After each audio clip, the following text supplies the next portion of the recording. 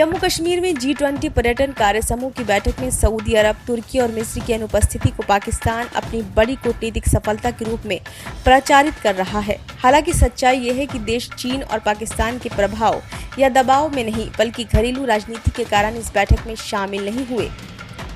इन देशों की बैठक से दूरी के साथ साथ आपत्ति जताने से भी दूरी बरते जाने को भारत अपनी बड़ी कूटनीतिक सफलता मान रहा है।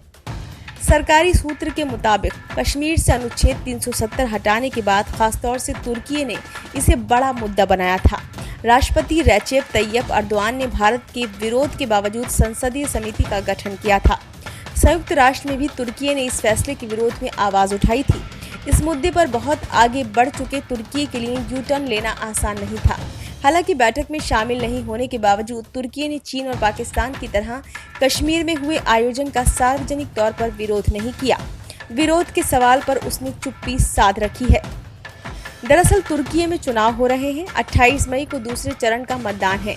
कश्मीर मुद्दे पर बेहद तल्ख तेवर अपनाने के बाद इस बैठक में शामिल होकर अर्दोआन बेवजह का विवाद खड़ा नहीं करना चाहते थे। वैसे भी चुनाव में अर्दोआन की पार्टी कड़े मुकाबले का सामना कर रही है। बैठक से 2 दिन पूर्व तक मिस्र का रुख सकारात्मक था। अर्दोआन की तरह मिस्र के राष्ट्रपति अब्दुल फतेह अल सीसी भी घरेलू राजनीति में कई चुनौतियों का सामना कर रहे हैं। वहां मुस्लिम ब्रदरहुड सहित कई कट्टरपंथी ताकतों का प्रभाव लगातार बढ़ रहा है। मिस्र के राष्ट्रपति मुस्लिम ब्रदरहुड जैसे कट्टरपंथी ताकतों का प्रभाव नहीं बढ़ने देना चाहते। G20 के पर्यटन कार्य समूह की बैठक में शामिल नहीं होने के चीन के फैसले पर केंद्रीय राज्य मंत्री जितेंद्र सिंह ने कहा कि इसमें चीन का ही नुकसान है, भारत का नहीं। बैठक में 17 देशों के प्रतिनिधि कश्मीर पहुंच चुके हैं, लिहाजा चीन के आने या नहीं आने से कोई फर्क नहीं पड़ सकता है। कश्मीर में बैठक के सवाल पर उन्होंने कहा कि इससे विदेशी प्रतिनिधियों को अलग अलग जगहों के बारे में पता चलेगा। भारत यूरोपीय देशों की तरह हर जगह एक जैसा दिखने वाला देश नहीं, यहाँ सांस्कृतिक व भौगोलिक विविधताएं हैं। मोदी सरकार के कार्यकाल में भारत और सऊदी अरब के द्विपक्षीय संबंध बेहद मजबूत हुए हैं। इसी बेहतर संबंध के कारण उसने अनुच्छेद 370 हटाने का विरोध नहीं किया था। क्राउन प्रिंस मोहम्मद बिन सलमान अपने देश में परंपरावादियों और सुधारवादियों के बीच संतुलन स्थापित करने की कोशिश में जुटे हुए हैं। क्राउन प्रिंस सऊदी अरब की रणनीतिक स्वायत्तता वाले देश की छवि बनाने में जुटे हैं। इसी रणनीति के तहत पहली बार अरब दुनिया के बाहर के देश यूक्रेन के राष्ट्रपति वोलोदिमीर ज़ेलेंस्की को अरब लीग की बैठक में बुलाया गया। अंतर्राष्ट्रीय मंच पर पाकिस्तान को बेनकाब करने में भारत ने कोई कसर नहीं छोड़ी। जम्मू कश्मीर में 30 वर्षों के आतंकवाद के दंश के लिए पाकिस्तान को जिम्मेदार ठहराते हुए उसे खरी खोटी सुनाई गई। उपराज्यपाल मनोज सिन्हा, केंद्रीय मंत्री डॉक्टर जितेंद्र सिंह व पर्यटन राज्य मंत्री जी किशन रेड्डी ने सीमा पार से प्रायोजित आतंकवाद का सच श्रीनगर में आयोजित G20 सम्मेलन में पूरी दुनिया के सामने रखा। विशेषज्ञ इसे भारत की बड़ी कूटनीतिक जीत मानते हैं। इसके जरिए पाकिस्तान का समर्थन करने वाले चीन, तुर्की व सऊदी अरब को भी कड़ा संदेश देने में भारत सफल रहा है।